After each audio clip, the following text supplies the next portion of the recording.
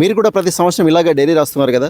మీ యొక్క లక్ష్యాలను చేరుకోవడానికి ఈ సంవత్సరం నేను బిల్డింగ్ కొనాలి, ఈ సంవత్సరంలో కారు కొనాలి, ఈ సంవత్సరంలో నా ఇన్కమ్ ఇంత ఉండాలని చెప్పేసి మీరు ట్రై చేస్తున్నారు కదా. అలాంటప్పుడు మీరు మీ లక్ష్యాల కోసం ఏం చేస్తున్నారు? ప్రతి సంవత్సరం 31 రాగానే డిసెంబర్లో చాలా ఆలోచిస్తాం.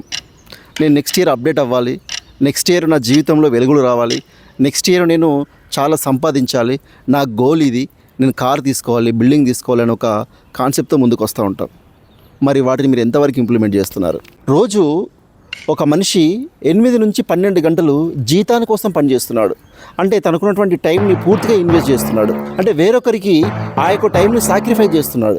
తనకున్నటువంటి ఎంటైర్ జీవితంలో రిటైర్మెంట్ పొజిషన్కి వచ్చేసరికి ఆయనకున్నటువంటి సమయాన్ని వేరొకరికి అమ్ముకుంటున్నాడు.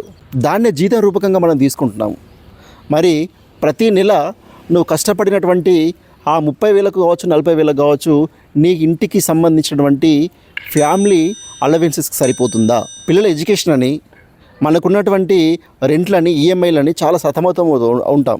మరి ఈ ప్రపంచంలో చాలా మట్టుకి స్మార్ట్గా ఆలోచిస్తూ స్మార్ట్గా వర్క్ చేసుకుంటూ లక్షలు సంపాదించే వాళ్ళు కూడా ఉన్నారు. రోజుకు 2-3 గంటలు కూడా పని చేసుకుంటూ లక్షల్లో ఎర్న్ చేసినటువంటి పర్సన్స్ ఉన్నారు. అంటే వాళ్ళకి 8 గంటలకు పనిచేసే వాళ్ళకి తేడా ఏంటి అంటే, వారి దగ్గర స్కిల్స్ ఉన్నాయి, మన దగ్గర స్కిల్స్ లేవు. అంటే పర్సన్స్ అప్డేట్ అవ్వాలి, వ్యక్తులు కానీ ఇప్పుడు ఉన్నటువంటి యువత కానీ అప్డేట్ అవ్వాలి. ప్రతిసారి మనం వినే ఉంటున్నాము, ఈ కాలంలో ఆర్టిఫిషియల్ ఇంటెలిజెన్స్ ఏఐ అని మనం వింటూనే ఉన్నాం కదా. అసలు ఏఐ అంటే ఏంటి, అసలు మనం దాన్ని నేర్చుకోవడానికి ఎంతవరకు మనం టైం కేటాయిస్తున్నాం అనేది ప్రతి ఒక్కరు గుర్తుంచుకోండి. మనిషి కంఫర్ట్ జోన్కి అలవాటు పడిపోతున్నాడు. ఈరోజు నేను 12 గంటలు పని చేస్తాను కదా, 8 గంటలు పని చేస్తాను కదా, 50,000 సంపాదించాను కదా అని చెప్పేసి ఒక కంఫర్ట్ జోన్లోకి వెళ్ళిపోతున్నాడు. కానీ ఖచ్చితంగా కన్సిస్టెన్సీగా మీరు ఆ కంఫర్ట్ జోన్ని వదిలేసి బయటకు వచ్చి మీరు కన్సిస్టెన్సీగా చేసుకోగలిగితే మాత్రమే రేపు పొద్దున ఒక సేఫ్ అండ్ సెక్యూర్ జోన్లోకి మీరు వెళ్ళిపోతారు. కానీ దీన్ని చాలామంది అర్థం చేసుకోవట్లేదు. ప్రతి ఒక్కరూ మీకున్నటువంటి స్కిల్స్ని మీరు ఇంప్రూవ్ చేసుకోవాలి, అప్డేట్ అవ్వాలి. అప్డేట్తో పాటుగా మీరు స్మార్ట్గా వర్క్ చేసుకోవడం నేర్చుకోండి.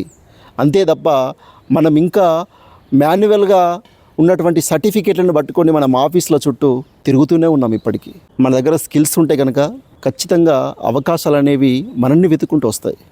అవకాశాలని మనం క్రియేట్ చేసుకోవాలి. అవకాశాలని మనం క్రియేట్ చేసుకోవాలంటే మన క్రియేటివ్ థాట్స్ రావాలి. క్రియేటివ్ థాట్స్ రావాలంటే మనకి ఆర్టిఫిషియల్ ఇంటెలిజెన్స్ అండ్ స్కిల్స్ మనకు తెలిసి ఉండాలి. వీటి మీద మీరు ఖచ్చితంగా ఫోకస్ పెడితే మీరు ఈ ప్రపంచంలో ఖచ్చితంగా మీ విజయానికి మీరు దగ్గర అవుతారు.